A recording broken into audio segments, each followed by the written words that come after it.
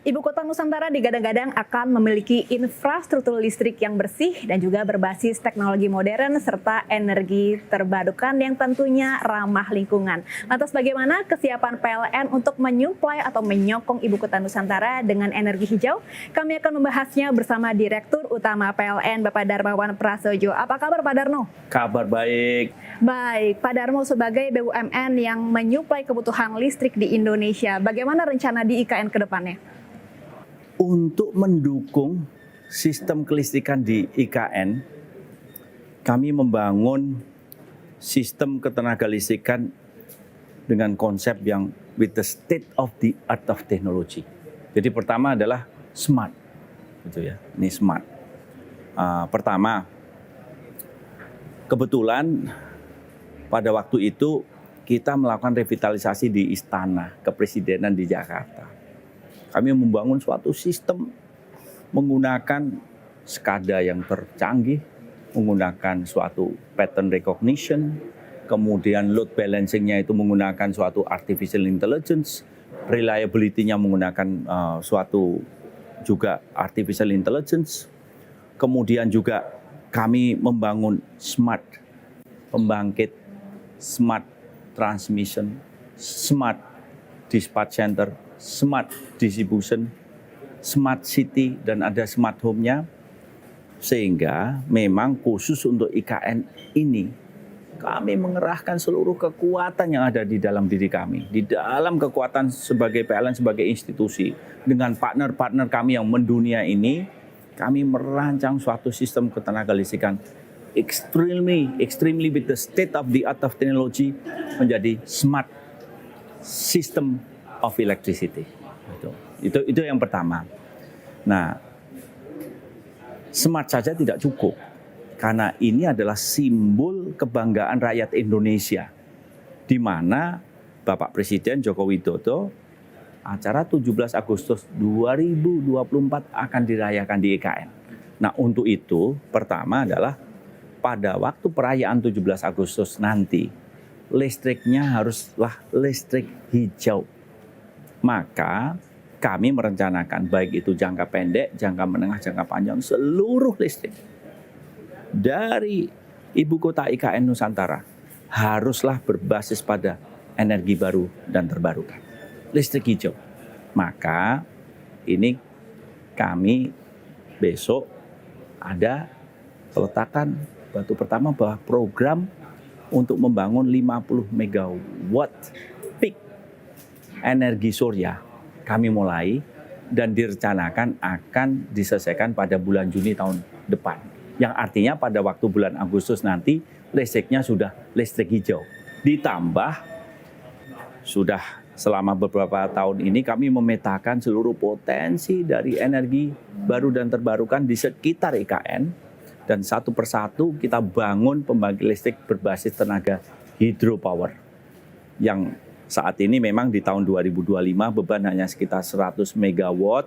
Kemudian berkembang di tahun 2030 menjadi sekitar 1000 megawatt. Itu semua kami penuhi dengan 100% berbasis pada energi bersih. Nah, kemudian juga kami membangun sistem yang beautiful. Bagaimana sistem ketenaga listrikan ini biasanya pemandangannya kurang cantik. Ada Gardu Indo, kemudian ada sistem SCADA-nya, ada sistem backup-nya. Biasanya pemandangannya kurang cantik, tapi kali ini kami merancang dengan sangat special design, di mana sistem ini akan sangat beautiful. Bahkan di powerhouse-nya untuk IKN ini tidak akan terlihat. Kami akan membangun suatu sistem yang berbasis pada gedung-gedung di bawah tanah. Jadi peralatan listrik kami taruh di bawah tanah, sedangkan di atasnya akan menjadi seperti taman yang sangat indah. Jadi di sini ada smart, kemudian ada green, ada juga beautiful. Nah, tentu saja ini berhubungan juga dengan gaya hidup dong. Gitu. Kalau kita berbicara gaya hidup, sistem transportasi di IKN ini bukan lagi berbasis pada fossil fuel transportation, tetapi berbasis pada electric transportation. Ada electric vehicle, ada sepeda motor pun berbasis pada listrik. Untuk itu kami membangun suatu sistem digital yang memudahkan, memanjakan para pengguna mobil listrik dengan motor listrik ini bisa beroperasi dengan sangat nyaman di IKN. Artinya bakal ada SPKLU yang bisa ditemukan dengan mudah di sana begitu Pak?